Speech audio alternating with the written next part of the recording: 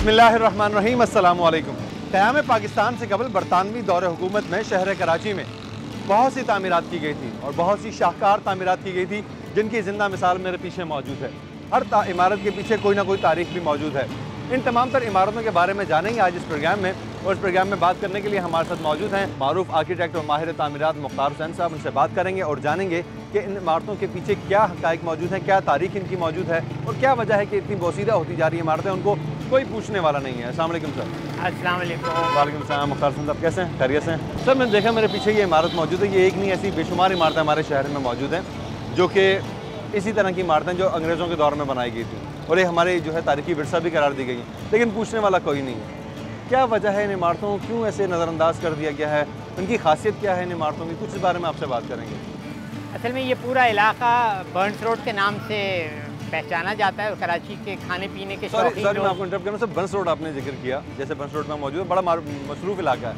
Burns road क्यों कहा जाता है इससे? बर्न्स रोड नाम जो है डॉक्टर जेम्स बर्न के हवाले से रखा गया है, जो सन 1828 के दौर में मीर मुराद अली ख़ान तालपुर और उनकी फ़ैमिली के डॉक्टर हुआ करते थे। अच्छा। तो बस ये नाम पड़ गया, लेकिन अब इस सड़क का नाम मोहम्मद बिन कासिम रोड है। ये आगे जाके शारा लियाकत को क्रॉस करके एम जिन्ना रोड को मिलती है।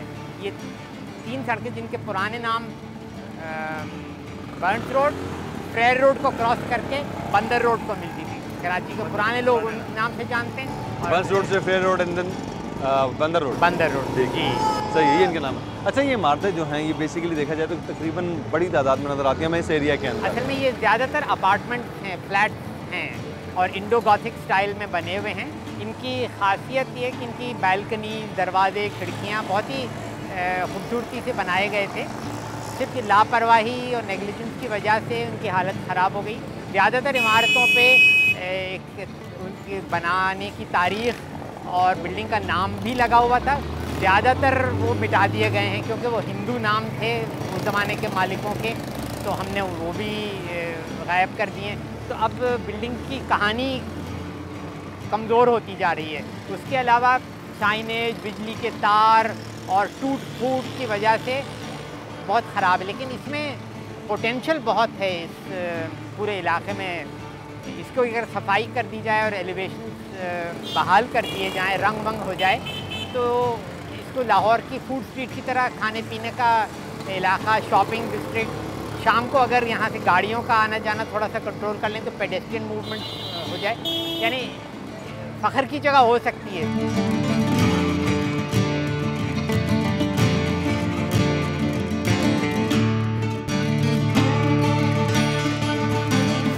अच्छा, मुख्तार साहब कहते हैं कि जिस इमारत को 70 साल गुजर जाते हैं फिर तारीखी विरसे में उसका जो है शुमार होने लगता है हमारे।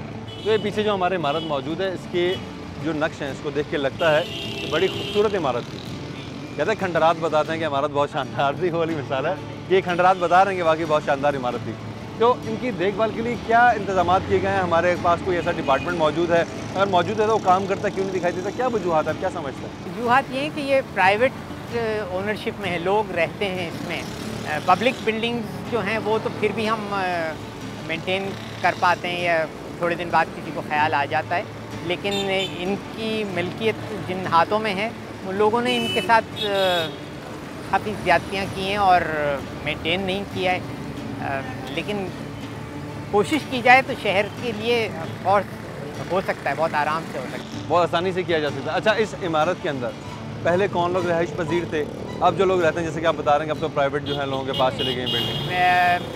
अराउंड 1875 के पीरियड में जब कराची का बंदरगाह ऑल वेदर पोर्ट बना और कराची से रेलवे लिंक लाहौर और दिल्ली का इस्टेब्लिश हुआ, तो यहाँ एकदम से बहुत सारी इंडस्ट्रियल और बिजनेस एक्टिविटी पैदा हुई, जिसकी वजह से लोगों ने इन्वेस्ट किए मकान और ये फ्लैट की बिल्डिंग बनाई।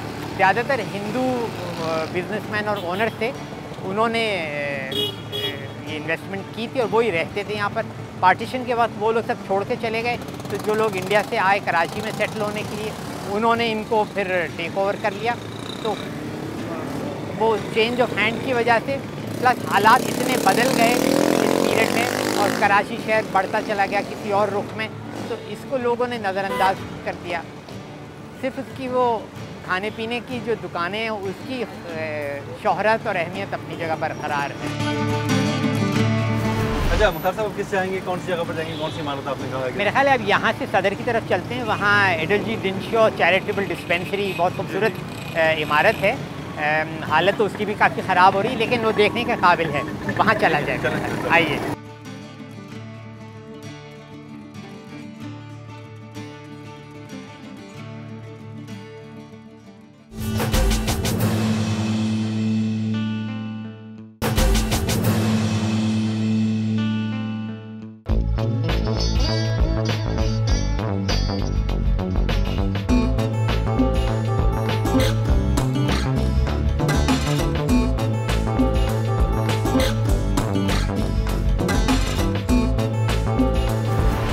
डिस्पेंसरी आपने ये एडलजी डिनशॉ चैरिटेबल डिस्पेंसरी है जो 1882 में तैयार हुई थी, और इसके आर्किटेक्ट का नाम गालिबन जेम्स स्ट्रैचन था, जिसके नाम से शायद एक सड़क भी है, स्ट्रैचन रोड।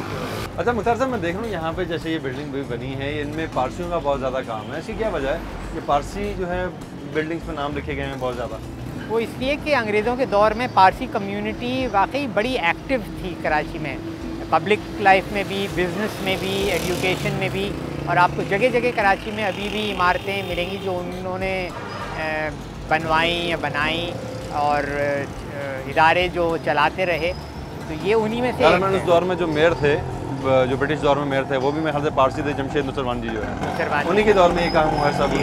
तो मेरे ख्याल से वो काफ़ी ज़्यादा मेरे ख्याल से इनसे लगाव रखते थे कि उन्होंने शहर के अंदर जगह जगह पढ़े लिखे लोग थे, पैसे वाले थे, और विजन भी था कि शहर के लिए भी कुछ करना चाहिए।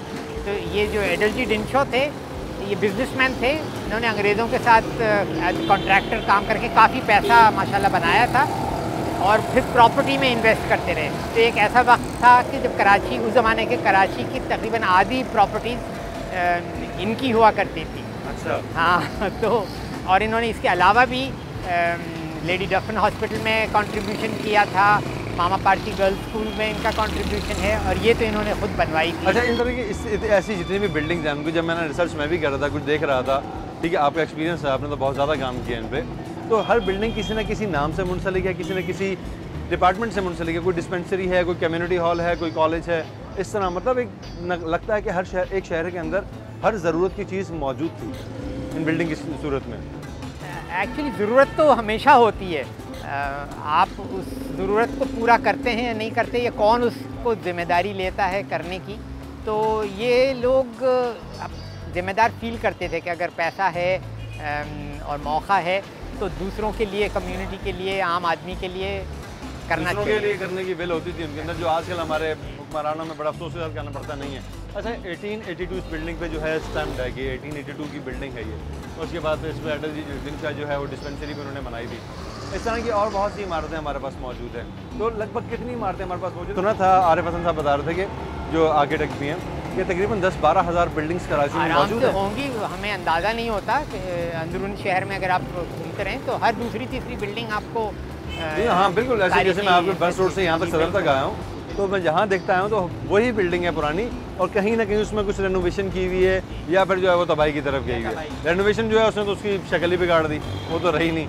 तबाही जो है, और तबाही ऐसी कि ये सामने इधर भी बिल्डिंग्स है, और ये बाहर तो नाज़रीन आपको ये बताते चलेंगे, इससे पहले हमने यहाँ पर विजिट भी किया था इस बिल्डिंग का। आज अंदर नहीं जा सकते क्योंकि डिस्पेंसरी बंद है, लेकिन अंदर इसकी बहुत ही खस्ता हालत है, बहुत ही बदतरीन हालत हो चुकी है इसकी। अगर इसको थोड़ी सी मेहनत की जाती, जिस तरीके से बाहर से काफ़ी बेहतर नज़र आ रही है, अंदर से ऐसी नहीं है। लेकिन ये फुटेजेस में आप देख सकते हैं कि अंदर इसकी क्या हालत है। अच्छा सर बताइएगा, इस बिल्डिंग की हिस्ट्री क्या है बेसिकली? ये 1882 में बनाई गई, इटालियन स्टाइल कहलाता है, और हिजरी स्टोन में इसकी पेंटिंग की गई। इसमें एक आर्केड है जिस पे अब जालियाँ वालियाँ लग गई, और ये सामने का हिस्सा है ये डबल हाइट है, और फिर क्लॉक टावर है। अब वो घड़ी भी वक्त के साथ गायब हो गई है। हाँ, ये मतलब विरसा करार दिया गया, लेकिन विरसा करार देने के बावजूद ख्याल नहीं रखा जा रहा, मेंटेन नहीं हुई है। मेंटेन तो छोड़ो ना, ख्याल नहीं रखा जा रहा। वो घड़ी तक यहाँ से चोरी कोई ले गया होगा यहाँ से, बड़े अफसोस के साथ करना पड़ता है। अच्छा, इस बिल्डिंग के अंदर ये जो देख रहे हैं, इनकी जो विंडोज़ बनी हैं, इनमें जो इनके डोर्स लगे हुए हैं लकड़ी के, ये उसी वक्त के लगे हुए हैं, ये वही डोर्स हैं, ये चेंज हुए हैं, बाद में लगाए गए, लेकिन काफ़ी कदीम हैं ये भी देखने से। ठीक है नाज़रीन, देख रहे हैं कि बिल्डिंगें जो विरसा करार दी गई है हमारी, इनकी कोई चेक एंड बैलेंस नहीं है, कोई केयर नहीं है। इनके लिए डिपार्टमेंट ज़रूर मौजूद है हमारे पास, लेकिन वो काम करते दिखाई नहीं देते। ना जाने वो डिपार्टमेंट्स कहाँ हैं, किस चीज़ का इंतज़ार कर रहे हैं, शायद इंतज़ार कर रहे हैं।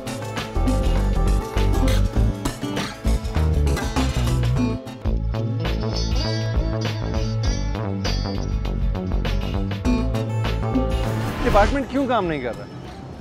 क्या समझ आया? क्यों? आपकी काफ़ी रिसर्च, काफ़ी वर्क किया आपने, क्यों काम नहीं कर रहे? मेरे ख्याल है इस कहानी का तो जवाब बहुत मुश्किल, क्योंकि हम अपने रोज़ के आजकल के काम, कूड़ा नहीं उठा पाते, पानी की निकास नहीं कर पाते, पानी की सप्लाई नहीं कर पाते, तो ये तो किसी की भी प्रायोरिटी में टॉप पे नहीं आती अनफॉर्चुनेटली। ये तो बेसिकली डिस्पेंसरी नहीं, वो चलो रिहायशी है, किसी की मिल्कियत है, तो वहाँ पे 10 बहाने हो सकते हैं हमारे जो इदारे हैं उनके पास भी कि किसी की मिल्कियत है, वो इजाज़त नहीं देते। लेकिन ये तो गवर्नमेंट डिस्पेंसरी के नाम से चल रही है, मरकज़ी हिफाजती कागज़ात, ये भी लिखा हुआ बल्दिया कराची के पास भी है, तो इन चीज़ों की तो हिफाजत कर सकते हैं। नेग्लिजेंस और इनडिफरेंस है, यानी इतनी खूबसूरत चीज़ें हैं।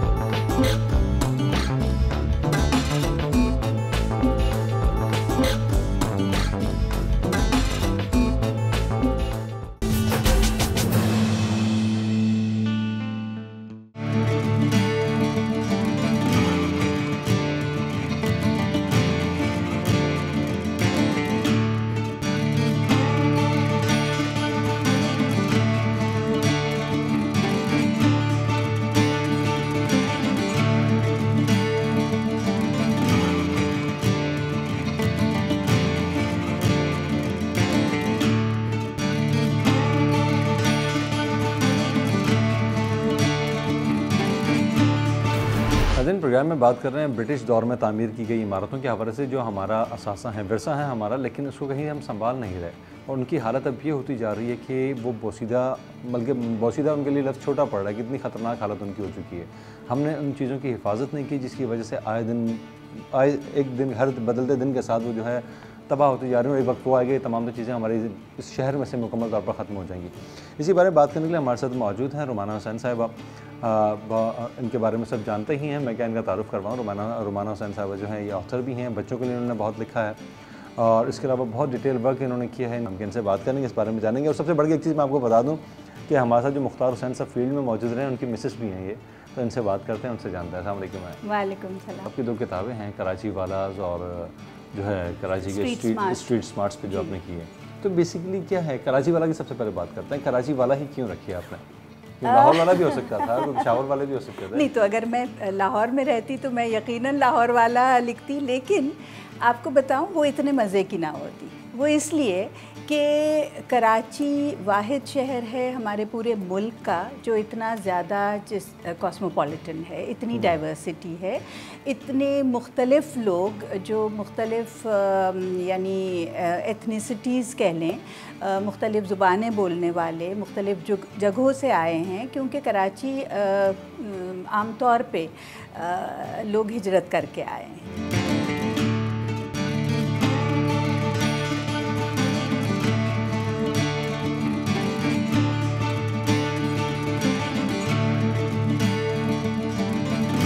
तो कराची 1947 से पहले क्या था? देखिए ना, आप जो जिन इमारतों की बात कर रहे हैं वो तो बड़ी पुरानी है। वो तो जब अंग्रेज़ों ने अगर 200 साल हुकूमत की, बिल्कुल, तो कराची तो ऐसा नहीं है कि वो 1947 ही में पैदा हुआ। मैं चाह रहा हूँ कि व्यूअर्स जो हमारे हैं, जिनको नहीं मालूम, या जो बच्चे हैं हमारे जो हमें देख रहे हैं जी, उनको ये पता चले कि ऐसा नहीं था कि जब हिजरत करके पाकिस्तान जब 1947 में बना तो यहाँ आए तो फिर नए सिरे से सारी चीज़ें यहाँ बनना शुरू, बल्कि बहुत सी चीज़ें यहाँ पहले से थी। बिल्कुल, उन्हीं इमारतों पर आज हमने विजिट किया और उन्हीं इमारतों की हमने बात की है।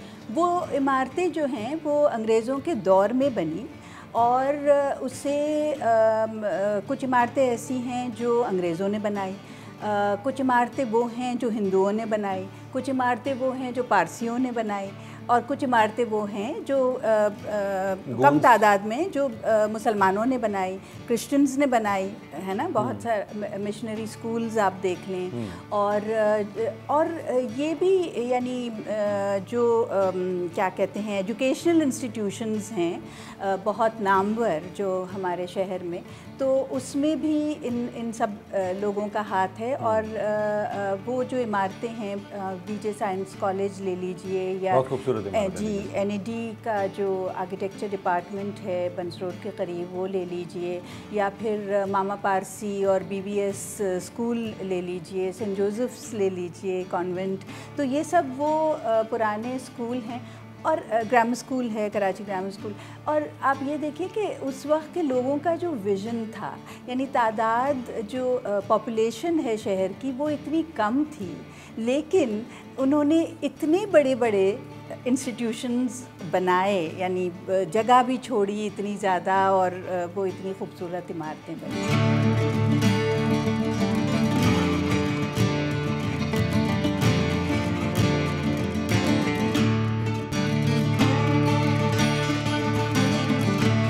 पारसियों के साथ साथ जब इसमें हिस्ट्री में जाएं तो गोन्स जो हैं उन्होंने भी काफ़ी काम किया, जो गोवा के जो क्रिश्चियंस थे उन्होंने भी इस शहर में जो है काफ़ी कंस्ट्रक्शन की, काफ़ी इमारतें उनकी जो है। आप सही कह रहे हैं। कराची गोवन एसोसिएशन की एक बिल्डिंग है जो KG हॉल या गोवन जिमखाना कहलाती है, मेरे ख्याल वहाँ चलें, उसको देखें। वहाँ चलते हैं, ठीक है, उसको भी देखते हैं। नाज़रीन, ऐसी बहुत सी इमारतें मौजूद हैं। हम कोशिश करेंगे आपको तमाम तर इमारतें दिखा सकें, लेकिन ये मुमकिन नहीं, क्योंकि एक रिसर्च के मुताबिक 10 से 12 हज़ार इमारतें इस शहर में मौजूद हैं खाली। तो ना जाने जो हमारी नज़रों से ओझल हो चुकी हैं, जो किसी रिकॉर्ड में नहीं है, वो कितनी इमारतें होंगी। सब तो विज़िट नहीं करा सकते, लेकिन मेन इमारतें आपको विज़िट करवाएंगे, जो कि हमारी हुकूमत या जो इंतज़ामिया के इदारे हैं उनकी नाअहली की वजह से जो है तबाही के दहाने पर पहुँच चुकी हैं, और हमारा ये असासा कदीम विरसा जो है हमारा तबाह से तबाहतर होता जा रहा है। बहरहाल चलते हैं उन बिल्डिंग से, जाने मुख्तार साहब क्या कहते हैं? ठीक है, चलें।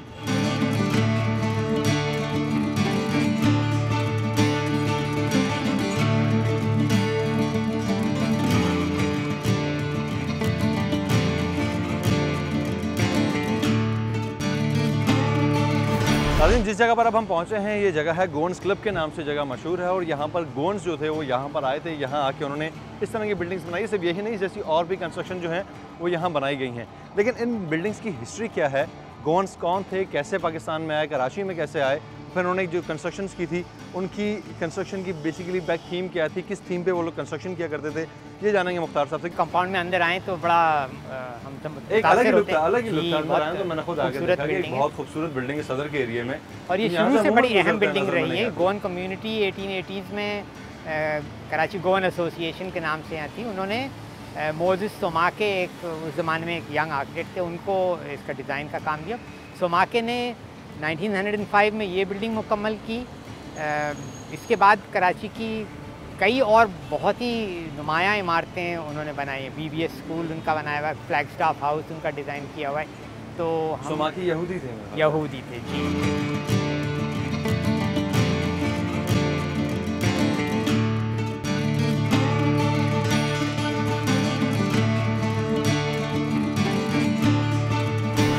इनके दौर में जो बिल्डिंग्स बनी हैं, इन बिल्डिंग्स की कंस्ट्रक्शन में देख रहा हूँ। अभी कुछ देर पहले जो हमने बिल्डिंग्स देखी थी, जैसे बर्स रोड पे देखी हमने, इधर सदर में एम्प्रेस मार्केट से कुछ पहले जो हमने डिस्पेंसरी विजिट की, उनमें कुछ वो ब्लॉक्स से जो है इस तरीके से, तो यहाँ जो है वो थोड़ा सा ये मुख्तलिफ पत्थर का काम कई तरीक़ों से किया जाता है। असल में वो मेसन्स अपने अपने महारत के मुताबिक और आर्किटेक्ट के गाइडेंस में, तो ये रेनेसांस स्टाइल कहलाता है।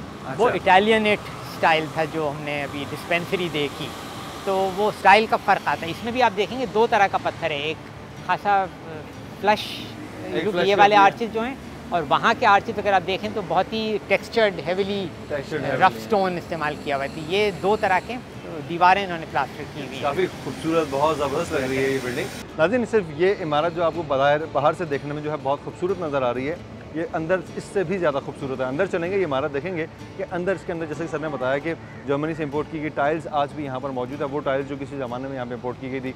देखते हैं अंदर चल के इसकी खूबसूरती के और मनाज़र जो है वो आपको भी दिखाते हैं। चलो मुख्तार साहब।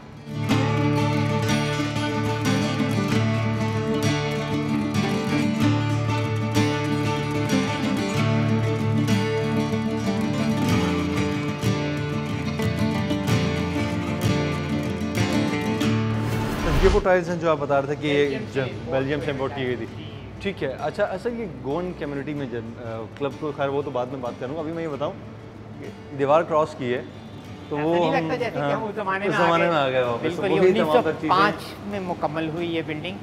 शहर के कुछ पुराने अपार्टमेंट्स वगैरह में जाएँ तो आपको चंद ऐसे डिज़ाइन वाले टाइल्स, अच्छा अलग अलग डिज़ाइन है, यहाँ जो डिज़ाइन है ब्रिक्स में बने हुए हैं, फ्लावर्स में बने हुए हैं जी।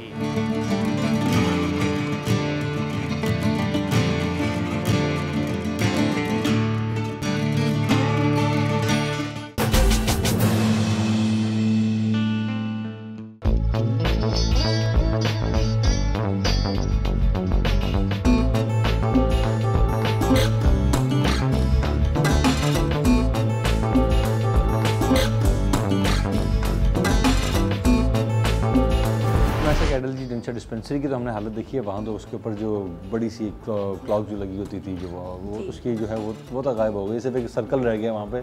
वो इन तमाम तो चीज़ों का जिम्मेदार कौन है? देखिए, एडलजी डेंचर डिस्पेंसरी की आपने बात की तो बचपन में मुझे याद है कि जो टीके लगते थे ना स्मॉल पॉक्स के और दूसरे, तो क्योंकि वो सरकारी डिस्पेंसरी थी तो मैं वहाँ जाती थी, इसलिए मुझे बहुत अब तो मैं लोगों को पता ही नहीं कि यहाँ पर डिस्पेंसरी है। जी, और ऊपर जिस फैमिली की रिहाइश थी उनसे हमारा बहुत गहरा ताल्लुक़ था, मेरे दादा का। जी, तो वो वाकई किसी को अब नहीं मालूम, उसकी हिस्ट्री नहीं मालूम कि किसने बनाई और क्यों बनाई, क्या है वो हिस्ट्री। तो दूर की बात है कि मैं ये बता रहा हूँ कि किसी को ये नहीं मालूम कि यहाँ डिस्पेंसरी है। बस देखते हैं शायद कोई इमारत बनी हुई है कदीम से, ये देख के आगे चले जाते हैं और उसके बाद उनको ये भी एहसास नहीं, हम लोगों को खुद को ये एहसास नहीं है, क्योंकि हमें पढ़ाया नहीं गया, सिखाया नहीं गया कि ये क्या है, इनकी कदर कीमत क्या है, ये बनी थी किस बेस पे बनी थी। आपने ये बहुत ही अहम बात कही है कि हमें पढ़ाया नहीं गया। ये जो चीज़ है ना, हम जो पता नहीं क्या क्या पढ़ा रहे हैं अपने बच्चों को, बड़े बैग्स लेके स्कूल जाते हैं, लेकिन उसमें काम लेकिन जिस शहर में वो रहते हैं ना, उसकी यानी जो रियलिटी है, उसका जो इन्वायरमेंट है, आसपास जो चीज़ें हैं, जो हेरिटेज बिल्डिंग्स हैं और बहुत सारी ऐसी, देखिए लोगों को भी जानना, कौन यहाँ रहता है, कौन लोग हैं, ये भी हमें नहीं मालूम होता। हम सब अपने अपने बिल्कुल एक छोटे से साइलो में अपने उसमें रहते हैं और हमें नहीं मालूम होता इतनी बहुत सारी चीज़ों के बारे में। तो ये भी बड़ा ज़रूरी है। और मेरा क्योंकि ताल्लुक़ तालीमी उससे भी रहा भी है और है भी, तो मेरा ख़्याल है कि ये चीज़, और मैंने तो बहुत इस पे ज़ोर दिया था कि बच्चों को इन चीज़ों के बारे में मालूम हो। आप फील्ड ट्रिप्स ऑर्गेनाइज़ कर सकते हैं या आप किताबों में ऐसे चैप्टर्स हो सकते हैं जो इन चीज़ों के बारे में बच्चों को बताएं। आपको मालूम है, अगर आप नेशनल म्यूज़ियम के सामने किसी को पूछें कि ये अंदर क्या इमारत है, नहीं मालूम।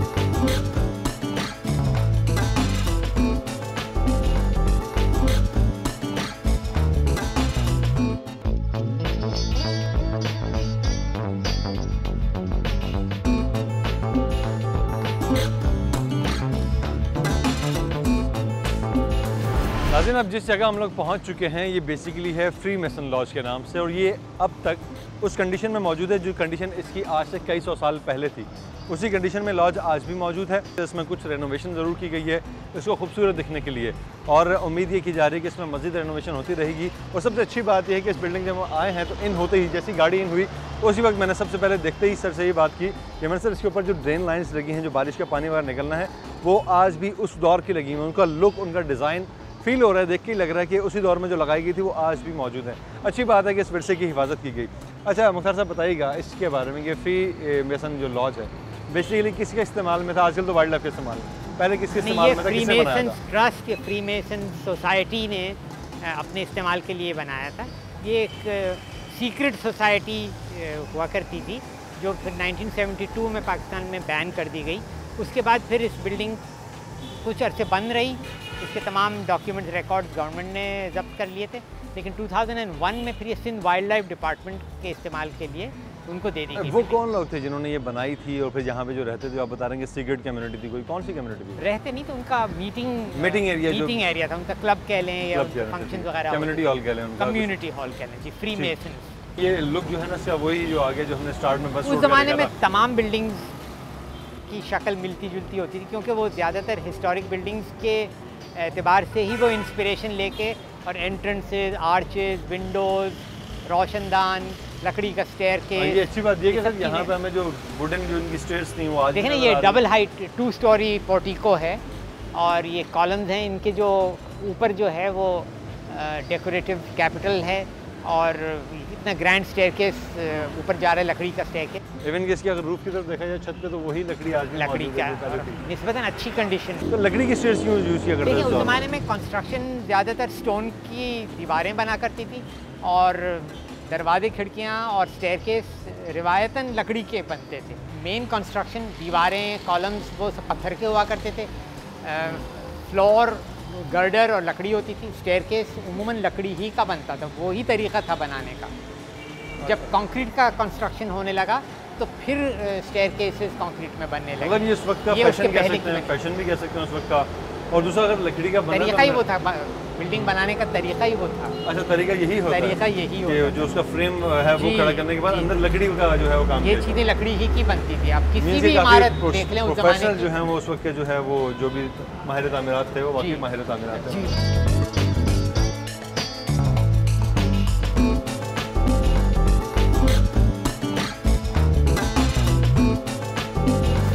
बहुत अच्छा ज़बरदस्त रहा आपके साथ विजिट किया। अब जो एक लास्ट जगह है वो कौन सी जगह था? वो अब म्यूज़ मेंशन चल के देख लें, केमाड़ी की तरफ। उसकी हालत कैसी है सर? उसकी हालत देखेंगे तो अंदाज़ा हो जाएगा, क्योंकि सुना तो यही है कि शायद अच्छी नहीं है, शाहकार जो है वो बस बोसीदा होता जा रहा है। ठीक है, चलें तो चलते हैं सर, देखते हैं उसको।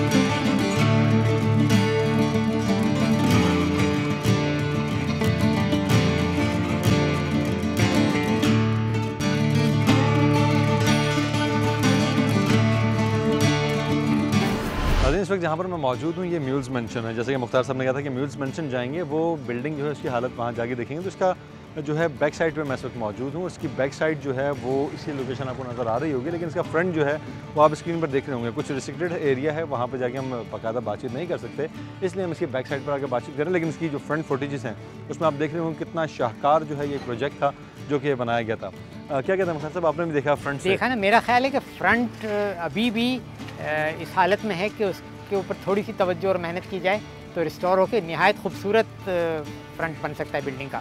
लेकिन जो पीछे से हम देख रहे हैं तो बिल्डिंग बहुत निगलेक्ट हुई है और काफ़ी खस्ता हालत में है।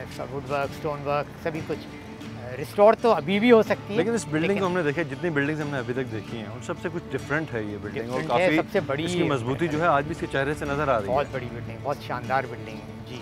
तो इस बिल्डिंग के बारे में कुछ बताएंगे, क्या है म्यूल्स मेंशन, बेसिकली किस पर्पस के लिए बिल्डिंग बनाई गई थी? यहाँ पे रिहाइश ही लगती है नाम से भी और उसकी शक्ल सूरत से भी। कि इस बिल्डिंग के आर्किटेक्ट वही जिसका सुबह से 2-3 बार जिक्र हुआ है, मोजेस सोमाके। अच्छा, वही आर्किटेक्ट। तमाम बिल्डिंग्स जो हैं ये पूरी एक सीरीज उनके उसी पीरियड में 10-15 साल के पीरियड में उसने 8-10 बिल्डिंग कराची की बनाई।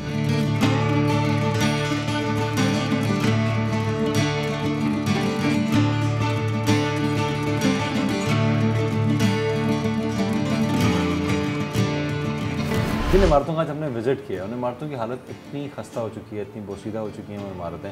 मैंने सुना आप म्यूल्स मेंशन भी गए, है ना? मैं बताऊं आपको, देखिए वो इमारत बनी है कोई 1917 में। 1917 में। और चार्ल्स म्यूल्स जो थे उनके नाम पर वो कराची के पहले क्या कहते हैं पोर्ट के डायरेक्टर थे। अच्छा। जो पोर्ट ट्रस्ट है जी, उसके वो डायरेक्टर थे। और सबसे पहले तो म्यूल्स मेंशन नेवल हेडक्वार्टर्स बना। अच्छा। तो उसकी बड़ी तारीख़ी अहमियत है। बाद में फिर रेजिडेंशियल भी हुआ और कई हाथों से गुज़रा होगा, और उसको मोज़े सुमाके ने डिज़ाइन किया था। मोज़े सुमाके ने शहर में और भी बहुत सारी इमारतें डिज़ाइन की। ये एक यहूदी आर्किटेक्ट थे और वो 1922 में फिर इंडिया छोड़ के और इंग्लिस्तान चले गए। तो उनकी जो बनाई हुई इमारतें हैं वो बहुत खूबसूरत इमारतें कराची में मौजूद हैं। इतनी खूबसूरत इमारत, जैसे कि उसका हमने अभी जिक्र किया म्यूल्स मेंशन का, बहुत ही खूबसूरत इमारत। जब हमने उसका फ्रंट देखा तो लग रहा था कि कोई जाइंट जो है वो बिल्कुल स्टोन मेसनरी जो उसका काम किया गया। तो लेकिन ये कि उसकी कदर नहीं की गई, बिल्कुल वो ऐसे फ्रंट उसका बहुत खूबसूरत। थोड़ी सी अगर उसको पॉलिश की जाए, तरीके से उसको साफ़ सुथरा किया जाए तो नो डाउट कि हर कोई देख के उसको पल के लिए रुकेगा। अभी भी रुकता है, हम लोग खुद रुक के उसको देखेंगे, उनसे यार क्या चीज़ है। उस बिल्डिंग को क्यों इस तरह जो है बिल्कुल हटा दिया गया, उस पर तवज्जो नहीं दी गई, तबाह कर दिया गया बिल्कुल? देखिए, यानी अफसोस के साथ ये कहना पड़ता है कि वो वाहिद बिल्डिंग नहीं है ऐसी जिसके साथ ये हुआ है। है ना। ऐसी और भी कई हज़ारों इमारतें बिल्डिंग हैं कराची में जिसका यही हशर हुआ है, मिल्स मेंशन के साथ बहुत ज़्यादा हुआ है।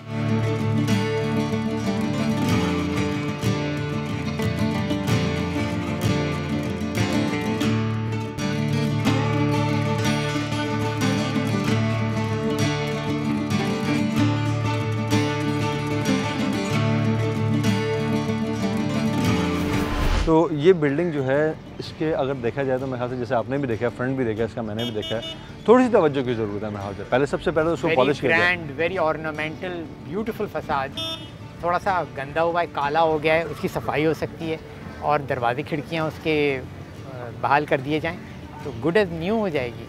बिल्कुल। और फिर बैक पे जो है फिर वैसे ही ऑलरेडी यहाँ पे रिकंस्ट्रक्ट कर दें कुछ जो बिल्कुल टूट रहा है, या रिस्टोर कर दें जो पॉसिबल है। बहुत सारा तो स्टोन का है, अभी भी इतनी बुरी हालत नहीं है। वुड वर्क ख़राब हुआ है और चीज़ें जो बाद में ऐड सब्ट्रैक्ट हुई हैं उनकी वजह से वो थोड़ा सा मैसी लगता है। अगर उसको क्लीन अप कर दिया जाए ना, जो ओरिजिनल कंडीशन थी बिल्डिंग की। मीन्स इस बिल्डिंग पे अगर थोड़ी सी तवज्जो दी जाए, इस पे कोई ऑफिसेज बनाए जाएं या किसी पर्पस में इस्तेमाल किसी किया जाए। पर्पस में अगर इस्तेमाल के लिए आप उसको एक ऑब्जेक्टिव बना लें तो फीजिबल हो जाता है उसको।